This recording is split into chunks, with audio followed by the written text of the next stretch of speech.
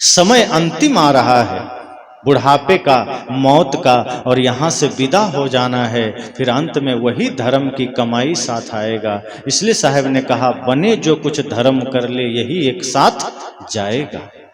इसलिए जीवन थोड़ा है, आप जो कुछ भी बनिए, संसार में बनिए, धन कमाइए, लेकिन इतना याद रखिए कि एक दिन सब छोड़ के चल देना, सब यहीं रह जाएगा। जो जमीन आप अपने नाम रजिस्ट्री कर रहे हैं, आपसे पहले न जाने कितनों के नाम हो चुकी, और आपके बाद कितनों के नाम हो जाएगी। इसलिए रजिस्ट्री करिए, लेकिन उसमें खुद को बांधिए मत।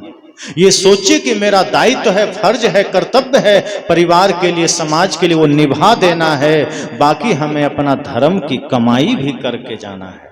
साहब ने कहा, सौदा करन को या जग आया, पूंजी लाया। जो पूर्व जन्म में कुछ अच्छा कमाई किया था वो भी लाके यहाँ गंवा दिया। नया कोई धर्म का काम किया ही नहीं, कोई पुण्य का काम किया ही नहीं। वही झगड़े, वही लालच, वही ईर्ष्या, वही द्वेष, वही नफरत, वही घृणा।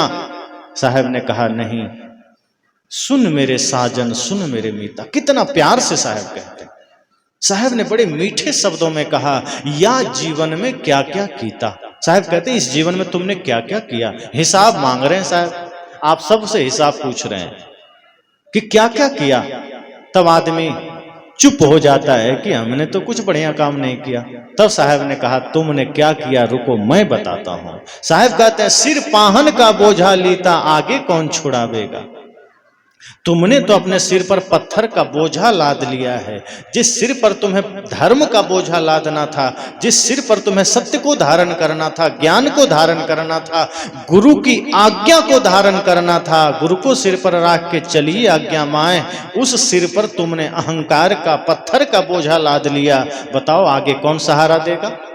तब साहब कहते हैं, परली पार तेरा मीता खड़िया, इस माया के जगत के उस पार, इस अहंकार के जगत के उस पार सदगुरु हैं, और उसका तुमने कभी ध्यान नहीं दिया। तुम संसार में ही मन को लगाया, तुमने धन में मन को लगाया, पाप में मन को लगाया, लेकिन इस माया के उस पार सदगुरु खड़े हैं, तुमने उनसे कभी अपने मन को नहीं लगाया।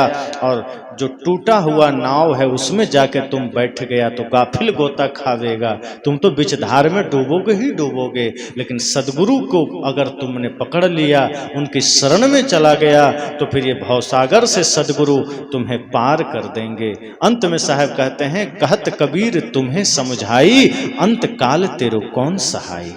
सब लोग आंख बंद करना, घर जाके 5 मिनट सोचना, अंत काल जब आएगा कोई जानता तो नहीं कब मौत आ जाए। साहब ने ये नहीं कहा कि मौत से डरिए, साहब ने कहा बस सजग रहिए कि वो कभी भी आ सकता है। जैसे आपके घर में कभी भी अतिथि आ जाए, तो क्या अतिथि आएंगे तब आप खाट बनाएंगे? अतिथि आएंगे तब कपड़ा खरीदने जाएंगे? तब आपको सब्जी बनाना है तो क्या लौकी आप तब बोएंगे, गेहूं बोएंगे? साहब ने कहा नहीं, अतिथि ना आ जाए इसलिए आप पहले ही बिछावन तैयार रखते हैं, पहले ही घर में झाड़ू लगा के रखते हैं, पहले ही सब्जी खरीद के रखते हैं, पहले ही बेड तैयार रखते हैं, घर को साफ रखते हैं कि कोई अतिथि ना आ जाए। मृत्यु भी तो अतिथि है जो बिना बताए आ जाती है। अतिथि मतलब जो बिना तिथि के आ जाए वही अतिथि है। लेकिन आजकल कोई अतिथि नहीं, आज तो मोबाइल है, सब फोन कर दिया मैं आ रहा हूं। अब वो बता के आ रहा है, वो अतिथि थोड़े है। मैसेज कर दिया मैं आ रहा हूं, यहां पहुंचा वहां पहुंचा। हम ही आ रहे थे तो हर कदम पर सब लोग जान रहे थे वहां पहुंचे, हम अतिथि नहीं रहे। लेकिन मृत्यु अभी भी अतिथि है। आपका कोई कांटेक्ट उससे नहीं है कि कहां तक आया, जरा बता दो, थोड़ा काम निपटा ले। किसी ने कांटेक्ट किया मृत्यु से कि कब आ रहे हो, कहां तक आया? व्हाट्सएप कर देना, कॉल में बात नहीं हो सकती तो नेटवर्क से बाहर हो तो एक मैसेज छोड़ देना, कब तक आया। लेकिन आपको पता नहीं है, मृत्यु मैसेज भेज रही है। बाल सफेद कर दिया, मैसेज भेज दिया कि मैं आ रही हूं। दांत हिला दिया, मैसेज भेज दिया कि मैं आ रही हूं। आपने समझ नहीं पाया, सिर्फ वो मैसेज आपको भेज रहा है, आंखों की रोशनी घटा दिया, वो कह दिया कि मैं आ रही हूं, चाम लटका दिया, वो कह दिया मैं आ रही हूं, सूचना भेज दिया मौत ने, आप रिसीव नहीं कर पाए। और आप रिसीव भी किए तो आप नजरअंदाज कर दिए। लेकिन कभी कभी मृत्यु ये मैसेज भी नहीं देती है, बचपन में ही उठा ले जाती है। कोई सूचना नहीं देती, जवानी में लेके चले जाती है। साहब ने कहा अंत काल तेरो कौन सहाई, क्या पता वो कब किस रूप में आ जाए। और तुमने धर्म का काम ही नहीं किया, तुम तो पाप करते रहे, अधर्म करते रहे, लोगों का दिल दुखाते रहे, भाई भाई में झगड़ा करते रहे, धन के पीछे भागते रहे, और अंत में लगा अब ये धन का उपयोग करेंगे, मौत सामने आ गई, चल मेरे साथ, अब तेरा धन तोरा कोई और भोगेगा, तेरा समय नहीं। तब आदमी कहता है बड़ा गड़बड़ हो गया, जन्म सब धोखे में खो दियो। इसलिए साहब कहते हैं अंत काल तेरे कौन सहाई, चला अकेला संग न कोई, किया आपना पावेगा। बेटा छूट जाएगा, माँ छूट जाएगी, पिता छूट जाएंगे, धन छूट जाएगा, पत्नी छूट जाएगी, चला अकेला, ये जीव अकेले जाएगा। और ये शरीर भी सिर्फ मरघट तक जाएगा, उसके बाद शरीर भी कहेगा क्षमा करना, अब मैं नहीं जा सकता, इस शरीर भी नहीं जाएगा। तब साहब ने कहा अब जो तुमने किया है काम, अच्छा या बुरा, उसी का परिणाम तुम पाओगे। इसलिए इंसान सावधान हो जाओ और कुछ नेक कमाई करके जाना, कुछ बढ़िया कमाई करके जाना। सदगुरु कबीर के इस प्राकट्य महोत्सव के अवसर पर सभी लोग संकल्प लीजिए और घर जाइएगा तो रात में सोते समय 5 मिनट बिस्तर पर जरूर बैठ के सोचिएगा कि हमने आज तक कौन सा बढ़िया काम किया है। एक बात तो ये ध्यान रखिए कि अगर कोई धर्म का काम करिए, कोई पुण्य का काम करिए, तो कभी किसी से मत कहिए कि मैंने कोई धर्म का काम किया है। स्वार्थ मत पालिए कि मैंने किया है इसका फल मिलेगा।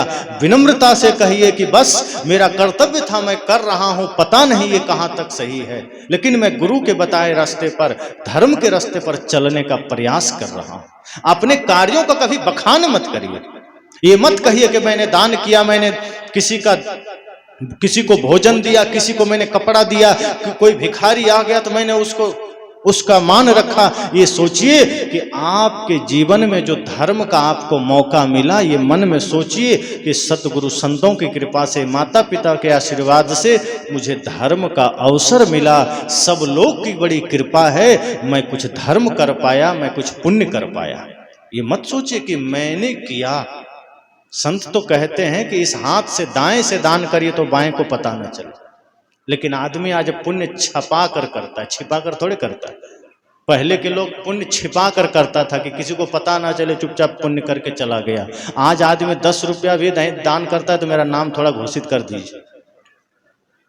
महत्व 10 रुपये का नहीं है, महत्व आपके मन का है। कोई करोड़ों करे तो क्या वो घोषणा करने लायक है? हाँ, कोई आदमी खुद को घोषित कर रहा है उसकी बात है, लेकिन जो दिया है उसके मन में कभी ये भाव नहीं होना चाहिए।